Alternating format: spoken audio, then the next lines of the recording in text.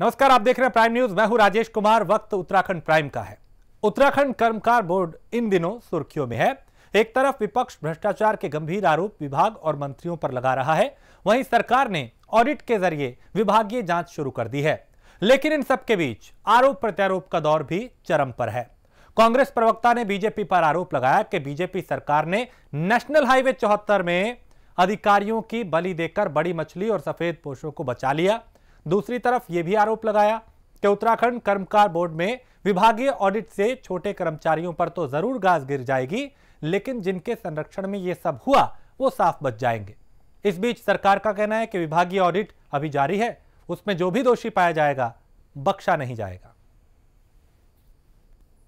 रोज नए खुलासे कर्मकार कल्याण बोर्ड में हो रहे हैं और घोटाले उजागर हो रहे हैं, भ्रष्टाचार उजागर हो रहा है। ऐसे में अब पता लगा है कि सरकार तैयारी कर रही है उन अधिकारियों पे गाज गिराने की जिन्होंने साइकिल या सिलाई मशीन की बंदरबांट करी। अपात्रों से पहले तो सामान वापस लेने की कवायद शुरू करने की बात सत्याल जी ने की और अब जो है सरकार की तरफ से ये फरमान जारी हुआ है। मैं सरकार से, प्रशासन से पूछना चाहती हूँ कि छोटी मछलियों पर ही हमेशा गाज क्यों गिरती है, चाहे NH 74 की बात हो। अब ये कर्मकार बोर्ड में भी यही देखने को मिल रहा है कि बड़े सफेद पोश, बड़े मगरमच्छ बार बार आपकी गिरफ्त से बाहर क्यों निकलते जा रहे हैं, उनके ऊपर शिकंजा क्यों नहीं कसा जा रहा है, उन लोगों पर कोई कार्रवाई क्यों नहीं हो रही है जो दीमक की तरह उत्तराखंड को चाटने का काम कर रहे हैं। अगर आप साहस जुटा पाए उन लोगों के गिरेबान में हाथ डालने का तो समझ में आता है। देखिए, अभी ऑडिट चल रहा है। ऑडिट में जो भी दोषी पाया जाएगा उसके खिलाफ कार्रवाई होगी और किसी को भी बख्शा नहीं जाएगा। ये हमारी सरकार की जीरो टॉलरेंस की नीति है। सभी के खिलाफ कार्रवाई की जाएगी, लेकिन अभी ऑडिट चल रहा है, ऑडिट की रिपोर्ट आने दीजिए। लेकिन उन्होंने दोहराया है कि NH 74 वाली स्थिति इसकी भी हो जाएगी। NH 74 के मामले में तो हमारी सरकार ने ऐतिहासिक कदम उठाया था। जब मेरे ख्याल से उत्तराखंड बनने के बाद आज तक इतने IAS PCS अधिकारियों को कभी सस्पेंड नहीं किया गया, कभी उनके खिलाफ कार्रवाई नहीं की गई। पहली बार हमारी इस जीरो टॉलरेंस की सरकार के समय ये कठिन कार्रवाई की गई और आगे भी हमारी सरकार जीरो टॉलरेंस की नीति पर काम करती रहेगी। रोज ने बुधवार को उत्तराखंड सरकार की एक अहम कैबिनेट बैठक हुई। इस बैठक में लंबे वक्त से बंद रहे शिक्षण संस्थानों को फिर से खोले जाने का फैसला लिया गया और इस फैसले के तहत राज्य में सभी उच्च शिक्षण संस्थानों को अब 15 दिसंबर से खोले जाने की तैयारी की जा रही। इन सभी शिक्षण संस्थानों को कोविड गाइडलाइन का पालन करना होगा। इसके साथ ही बैठक में कोरोना वैक्सीन को लेकर चर्चा की गई और यह फैसला भी लिया गया कि कोरोना वैक्सीन के डोज सबसे पहले किसे दिए जाएंगे। वहीं इस बैठक में मंत्रिमंडल की तरफ से 29 प्रस्ताव आए, जिसमें 27 पर कैबिनेट की स्वीकृति मिली, जबकि एक प्रस्ताव अगली कैबिनेट के लिए सुरक्षित रखा गया और एक प्रस्ताव के लिए कमेटी बनाई गई। में 15 दिसंबर से राज्य के अंदर जो इतनी उच्च शिक्षण संस्थाएं हैं उनको खोलने की अनुमति दे दी गई है। उसमें हमारे चाहे वो राजकीय यूनिवर्सिटी हो, प्राइवेट यूनिवर्सिटी हो, राजकीय डिग्री कॉलेज हो और प्राइवेट डिग्री कॉलेज हो और टेक्निकल हो, सभी प्रकार के जो उच्च शिक्षण संस्थाएं हैं 15 दिसंबर से वो सारी खोलने के निर्देश दे दिए गए हैं। साथ साथ ये भी निर्देश दिए गए हैं कि जो हमारी कोविड की गाइडलाइन है उसका पालन उनके लिए अनिवार्य होगा और अब 15 तारीख के बाद सारी शिक्षण संस्थाएं विधिवत खोली जाएंगी। राज्य के अंदर लगातार भारत सरकार से वैक्सीनेशन को लेकर और लगातार चर्चाएं हो रही हैं। मुख्यमंत्री जो प्रधानमंत्री से बैठक हुई थी उसमें चर्चा हुई, चीफ सेक्रेटरी की अलग से बैठक हुई, स्वास्थ्य विभाग की अलग बैठक हुई। इन बैठक के आधार पर हम लोगों ने जो नीचे तक के सारी तैयारी थी उसको पूरी कर ली गई है। जिला स्तर पर कितने हमें कोल्ड स्टोरेज या किस प्रकार की हमें वैक्सीन रखने के लिए -4 डिग्री तक की आवश्यकता पड़ेगी वो तैयारी है। उसके नीचे तक हमने जो जिला स्तर पर कमेटी बननी थी वो बन गई है, ब्लॉक स्तर पर थी वो बन गई है, और उससे नीचे जो आवश्यकता थी कमेटी बनाने की वो बना ली गई है। स्टेट स्तर पर जो कमेटी थी वो भी बन गई है। इनके ट्रेनिंग के कार्यक्रम शुरू हो गए हैं, जो ट्रेनिंग कराई जा रही है। वैक्सीन को लेकर जो जरूरी दिशा निर्देश भारत सरकार के थे उन सब पर हम लगातार काम कर रहे हैं।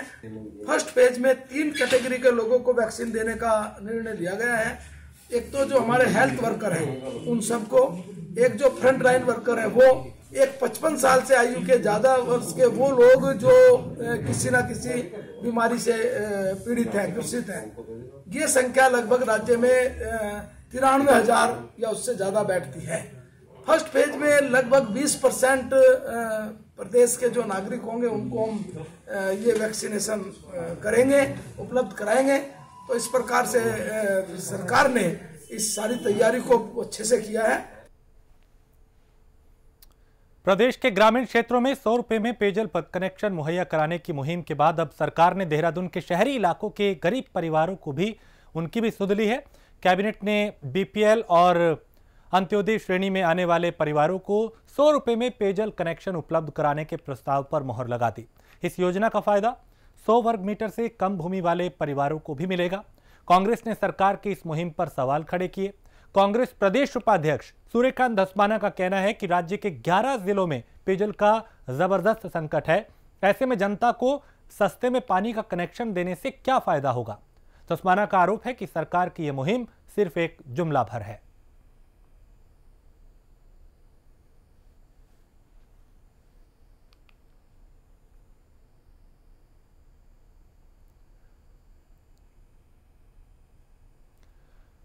और उत्तराखंड में बीते 2 दिन के मुकाबले कोरोना केस में इजाफा दर्ज किया गया है। बीते 24 घंटों की बात करें तो प्रदेश में 515 नए मामले आए, जबकि 13 लोगों की मौत हुई है।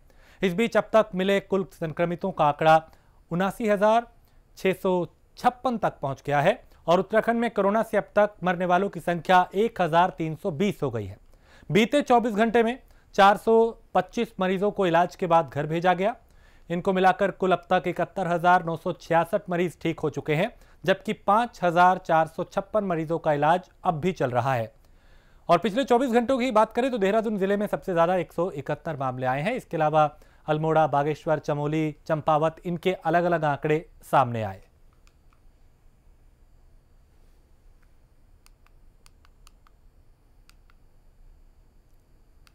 तो उत्तराखंड में कोरोना के जो आंकड़े हैं उनमें बढ़ोतरी दर्ज की गई। कुल मरीजों का आंकड़ा 79,000 के पार पहुंच चुका है। तो प्रदेश में अब भी 5,456 एक्टिव केस हैं जिनका इलाज चल रहा है। कोरोना के चलते उत्तराखंड में लगे लॉकडाउन को देखते हुए प्रदेश सरकार बड़ा फैसला ले रही है। उत्तराखंड में अब 1 जनवरी 2020 से जुलाई 2020 के बीच 42 साल की आयु सीमा पूरी करने वालों को सरकारी सेवा में आवेदन का एक और मौका दिया गया है। अब ऐसे अभ्यर्थी भी इस अवधि में विभिन्न विभागों से निकले खाली पदों पर आवेदन भर सकेंगे। इस संबंध में सरकार ने शासन आदेश भी जारी कर दिया। प्रदेश में सरकारी सेवाओं के लिए आवेदन करने की अधिकतम आयु 42 साल है। इस साल कोरोना की वजह से लगे लॉकडाउन के चलते भर्ती प्रक्रिया भी प्रभावित हुई और इस अवधि में कई आवेदक निर्धारित अधिकतम आयु सीमा को पार कर गए और अब कार्मिक विभाग ने इस संबंध में आदेश जारी कर दिया है। हमारी सरकार, त्रिवेंद्र सिंह रावत जी की सरकार बहुत ही संवेदनशील सरकार है और अपने विद्यार्थियों की, अपने युवा साथियों की परेशानियों को समझती है। और चूंकि कोविड के कारण से लगभग 6 महीने से अधिक सारी गतिविधियां ठप रही, उसमें जो परीक्षाएं होनी थी, जो साक्षात्कार होने थे, जो लोगों को फॉर्म भरने थे, वो एक प्रकार से सब चीज़ें स्थगित हो गई। तो किसी भी छात्र का या बेरोजगार का हक न मारा जाए, इसलिए उन्होंने, मैं धन्यवाद देना चाहता हूँ मुख्यमंत्री त्रिवेंद्र सिंह रावत जी का कि उन्होंने इस सेवा के उसमें 6 महीने की जो छूट दी है वो बहुत ही संवेदनशील कदम है और मैं उनका बहुत धन्यवाद करता हूँ। पौड़ी जिले की पुलिस को भी कुंभ मेला सुरक्षा की जिम्मेदारी दी गई है। जिले से 80 कांस्टेबल के साथ सीओ पौड़ी और 10 इंस्पेक्टर और सब इंस्पेक्टर को कुंभ मेले में सुरक्षा व्यवस्था का जिम्मा सौंपा गया है, जिससे कुंभ में किसी भी तरह की कोई दिक्कत ना हो। हालांकि इस बीच पर्वतीय जिले पौड़ी में पुलिस की कमी के चलते कानून व्यवस्था भी पटरी से उतर सकती है। दरअसल पर्वतीय जिलों में पुलिस की कमी हमेशा से ही बनी हुई है। ऐसे में कुंभ मेले में यहां से कई पुलिसकर्मियों की ड्यूटी कुंभ में लगाना कहीं ना कहीं कानून व्यवस्था के साथ एक बड़ी लापरवाही भी हो सकती है।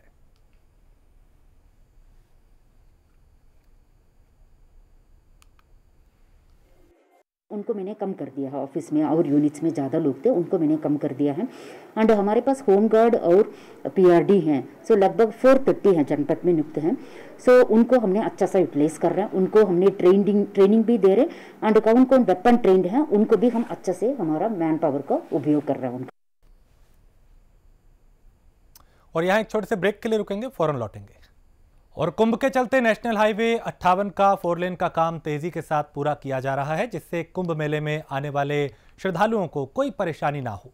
लेकिन विभागीय अधिकारियों की लापरवाही के चलते NH 58 गंग नहर पर बना पुल कभी भी किसी बड़ी दुर्घटना को दावत दे सकता है। मंगलोर गंग नहर पर कुछ साल पहले बना पुल क्षतिग्रस्त हो गया है, जिसके चलते कभी भी कोई भी बड़ा हादसा हो सकता है। पुल का एक हिस्सा पूरी तरह से टूट चुका है, लेकिन विभागीय अधिकारी इस तरफ कोई ध्यान नहीं दे रहे, जबकि इस पुल पर रोजाना हजारों की संख्या में भारी और हल्के वाहन गुजरते हैं, जिससे कभी भी कोई भी हादसा हो सकता है। करोड़ों रुपए खर्च करने के बाद भी पुल की जर्जर अवस्था विभागीय अधिकारियों पर सवालिया निशान खड़े कर रही है। नहर के पुल पे जो ये गड्ढा हो रहा है, ये ऐसा गड्ढा है जो जानलेवा है। कई लोग इसमें मोटरसाइकिल से, स्कूटर से गिर भी चुके हैं, दुर्घटनाएं हो रही हैं। अभी मैं कार से आ रहा था, मेरा भी गड्ढा अचानक गड्ढे में पहिया आ गया, उससे काफ़ी बहुत जोर झटका लगाया गाड़ी में। जिम्मेदार विभाग को चाहिए कि इसको संज्ञान में लेते हुए इसे सही कराएं। आगे आने वाला कुंभ का मेला जो पर्व है, यहाँ श्रद्धालु आएंगे, किसी को जान का जोखिम ना उठाना पड़े, इसलिए मैं ये अपील करना चाहता हूँ जो इसके जिम्मेदार विभाग है वो इसकी संज्ञान में ले, ये मामला संज्ञान में ले। और उत्तराखंड में पहाड़ों में हो रही बर्फबारी के बाद तराई के इलाकों में भी ठंड बढ़ने लगी है। आलम यह है कि पिछले 2 दिन से तराई के इलाकों में कोहरा काफी ज्यादा हो रहा है। इस बीच उधम सिंह नगर जिले के क्षेत्रों में ठंड बढ़ने लगी है और लोग अलाव का सहारा ले रहे हैं। लेकिन नगर निगम रुद्रपुर अपने खोखले दावे पेश कर रहा है। कोहरे के चलते सड़कों पर लोगों को काफी दिक्कतों का सामना करना पड़ा। आलम यह है कि विजिबिलिटी कम होने के चलते दिन में भी वाहनों को लाइट जला के चलना पड़ रहा है। इसके अलावा कोहरे के चलते हवाई सेवाएं भी बाधित हो रही हैं। जरूरत से ज्यादा कोहरे के चलते पंतनगर एयरपोर्ट में विजिबिलिटी ना होने से देहरादून पंतनगर फ्लाइट को भी रद्द करना पड़ा। इसके अलावा रुद्रपुर शहर में बढ़ती ठंड से बस अड्डे, ऑटो स्टैंड में भी राहगीर ठंड से ठिठुरते हुए दिखे।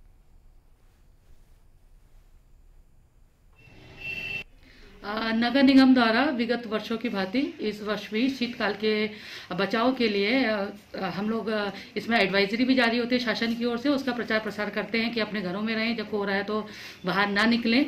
इसके अतिरिक्त जिन राहगीरों को किसी कारणवश निकलना पड़ता है तो शहर में विभिन्न स्थलों पर अलाव जलाने की व्यवस्था की जाती है और कंबल बांटने की व्यवस्था की जाती है। और जैसे रैन बसेरा है वो हमारे अतिक्रमण की जद में था तो वो टूट गया था, उसके विकल्प के रूप में हमारा दूसरा रैन बसेरा लगभग 14 बिस्तरों का तैयार कर दिया गया है। तो अगर किसी राहगीर को कोई दिक्कत है तो वो रैन बसेरे में रात को अपनी रात्रि निवास कर सकता है। उत्तराखंड के अलग अलग गांव के लोगों की समस्याएं सुनने के लिए सीएम रावत ने शिविर का आयोजन करने के निर्देश दिए हैं। इस कड़ी में डोईवाला में भी फरियादियों के लिए शिविर का आयोजन किया गया। इस शिविर में राज्य मंत्री करण बोहरा पहुंचे, लेकिन इस शिविर में गुहार लगाने के लिए फरियादी नहीं पहुंचे। इसके चलते मंत्री करण बोहरा ने काफी नाराजगी जाहिर की, साथ ही कार्यक्रम के प्रचार प्रसार को लेकर जवाब तलब भी किया।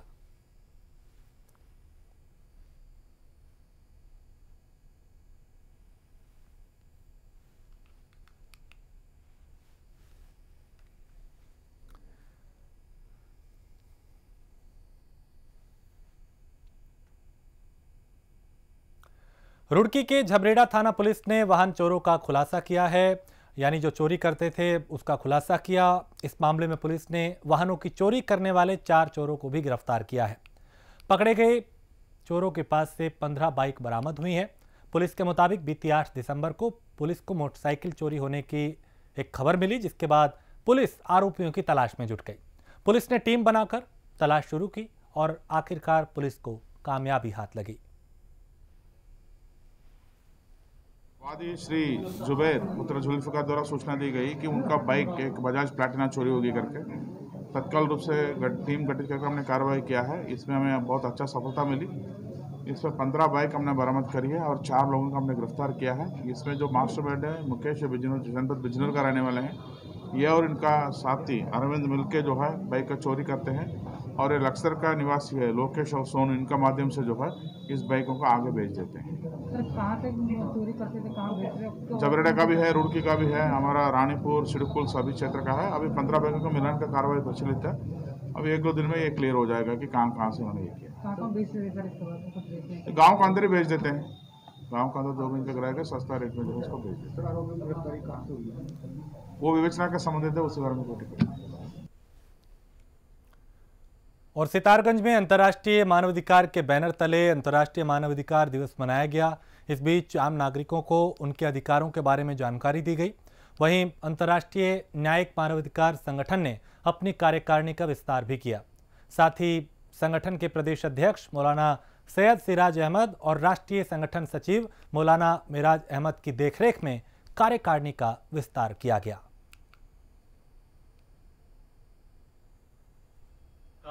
दिवस में सब लोग यहाँ पर हाजिर हुए, उपस्थित हुए और यहाँ इकट्ठे होने का मकसद ये था कि आज कुछ लोग मानव अधिकार में जुड़े हैं और ये बहुत, मैंने अभी पहले भी बताया कि तकरीबन 72 साल से ये अपना काम कर रहा है, निःशुल्क कर रहा है। और जितने लोग इसमें पद में जुड़े हुए हैं पहले से, वो किसी तरह की दलाली नहीं बल्कि निःशुल्क काम करते हैं।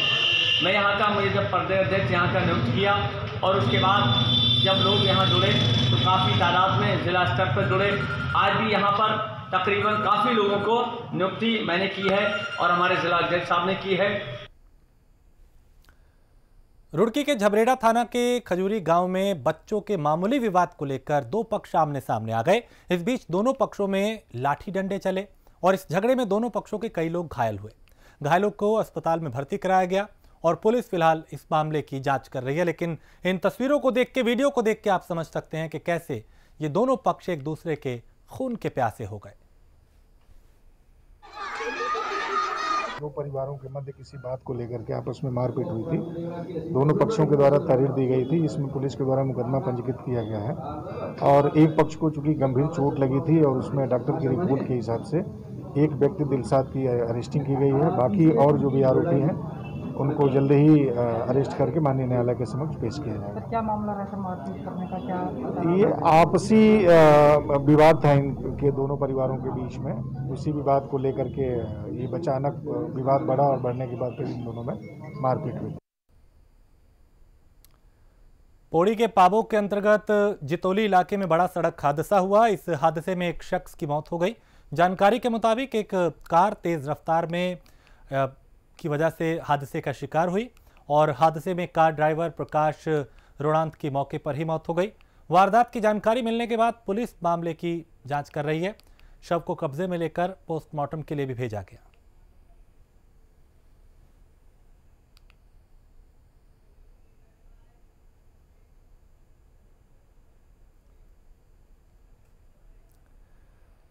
और उधम सिंह नगर के गदरपुर में एक वाहन की चपेट में आने से एक बाइक पर सवार 2 लोग गंभीर रूप से घायल हो गए। हादसे में बाइक पर सवार एक शख्स की मौके पर ही मौत हो गई, जबकि दूसरे की हालत गंभीर बनी हुई है। जानकारी के मुताबिक केलाखेड़ा इलाके के रहने वाले संजीव कुमार और संजय सैनी किसी काम से गदरपुर आए थे। गदरपुर से वापस केलाखेड़ा जाते वक्त ये हादसा हुआ, जिसमें एक शख्स की मौत हो गई, जबकि 2 जो हैं वो घायल बताए जा रहे हैं, जिनका अस्पताल में इलाज चल रहा है।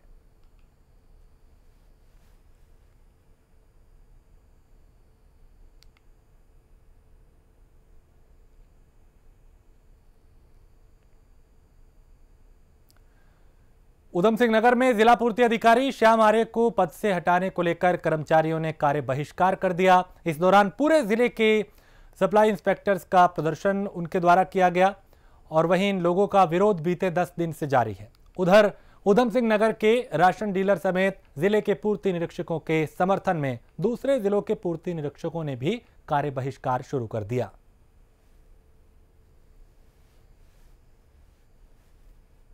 ये जो प्रदर्शन है दिसंबर 1 से स्टार्ट हो रखा है। आज ये हमारे प्रदर्शन का 10वां दिन है।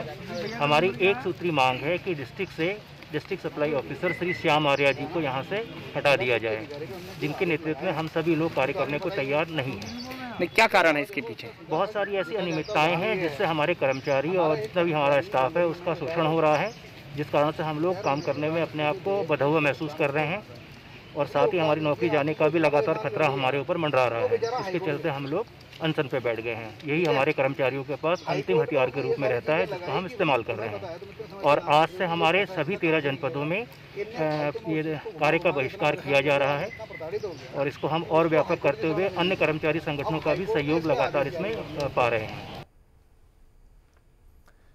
इंडियन मेडिकल एसोसिएशन के बैनर तले शहर के वरिष्ठ डॉक्टर्स ने प्रदर्शन किया और इन डॉक्टर्स ने भारतीय चिकित्सा केंद्रीय परिषद की तरफ अपने चिकित्सकों को अनैतिक अनुमति दिए जाने के खिलाफ आवाज उठाई है। दरअसल एसोसिएशन के रुड़की नगर अध्यक्ष डॉक्टर विकास त्यागी ने बताया कि लंबी प्रैक्टिस के बाद एलोपैथिक चिकित्सक अपनी फील्ड के मुताबिक सर्जरी करते हैं, लेकिन अब आयुर्वेद चिकित्सकों को तमाम सर्जरी करने की अनुमति दी गई है, जिससे परेशानियां बढ़ेंगी।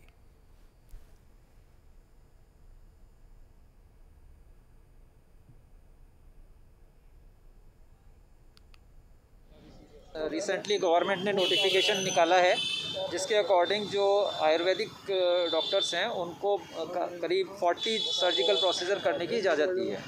तो आईएमए उसके ख़िलाफ़ है। आईएमए चाहती है कि वो नोटिफिकेशन वापस हो।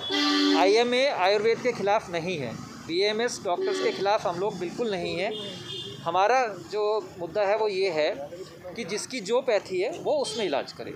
हम चाहते हैं कि आयुर्वेद का विकास हो। आयुर्वेद हमारी देश की विधा है, उसका विकास होना चाहिए।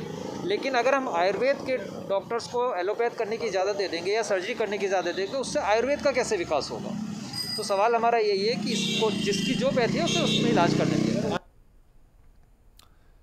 तो जहां एक तरफ इंडियन मेडिकल एसोसिएशन ने आयुर्वेद के सर्जनों को सर्जरी की अनुमति देने का विरोध किया और 11 दिसंबर को चिकित्सा सेवाएं बंद करने का भी ऐलान किया, वहीं अब आयुष चिकित्सकों की संस्था नीमा से जुड़े सभी आयुर्वेदिक चिकित्सकों ने इस पर अपना करारा प्रहार किया है। इन लोगों का आरोप है कि आईएमए से जुड़े डॉक्टर्स मरीजों का भला नहीं चाहते हैं।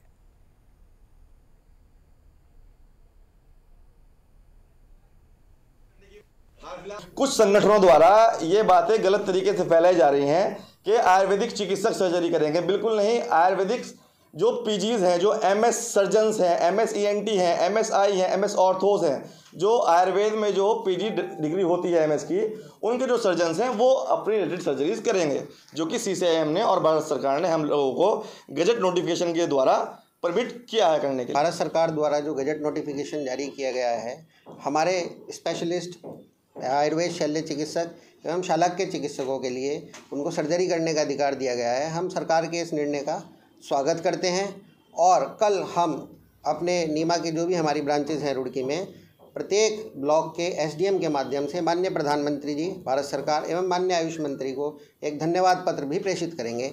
और साथ ही साथ जिस प्रकार आईएमए के संगठन इस निर्णय का, सरकार के इस निर्णय का विरोध कर रहे हैं और जो उन्होंने हड़ताल पर जाने का कल निर्णय लिया है, उसमें हमारे सारे आयुष चिकित्सक नीमा के कल अपने अपने चिकित्सालयों में, क्लिनिक्स में निःशुल्क चिकित्सा शिविर का आयोजन करेंगे ताकि जनता को कोई नुकसान न हो सके।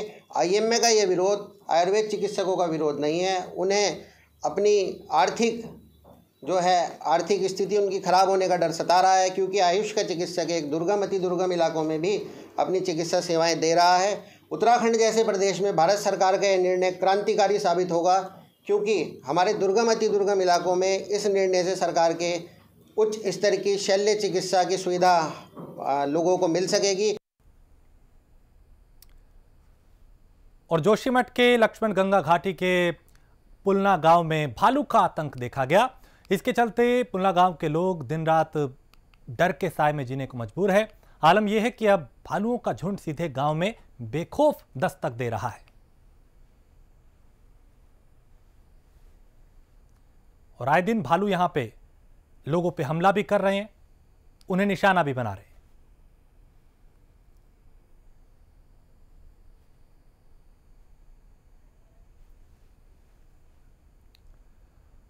और लालकुआ समेत हल्दूचोड़ इलाके के आधा दर्जन गांवों में पिछले कुछ दिनों से जंगली हाथियों ने आतंक मचा रखा है।